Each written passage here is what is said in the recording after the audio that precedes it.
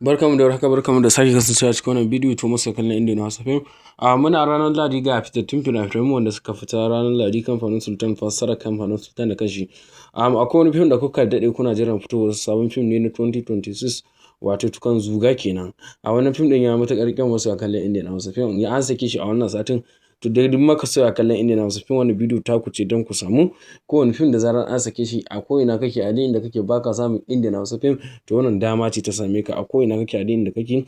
Muna da tsarukan da idan ka bi su zaka ringa ɗaukar Indian Hausa film ko da yaushe da zarar an sake Indian Hausa film. Zuga wannan fitattun film ne na wannan shekarar ne. A biyo mu da kan wannan number waya domin samun kowane film da zarar an sake shi da ma dukkan film ɗin da kake nema a ko'ina kake a duk inda kake a kowace ƙasa kake zaka iya tuntuɓar mu da kan wannan number waya da ke kan screen ɗinka kamar haka. Ka biyo mu zamu ma cikakken bayanin tsarin da zaka bi ka ringa sake Indian Hausa film da ma dukkan wani film da kake nema ɗaiɗai kake nema. To zaka iya tuntuɓar da kan wannan number waya da ke kan screen ɗinka kamar haka. To idan yau da farkon zuwan ka ka manta aka yi subscribe kai like shine zai baka damar samun sababbin fina-finan mu da sababbin bidiyon mu da zarar mun saki kamar haka. A biyo mu da kan wannan number waya akan WhatsApp.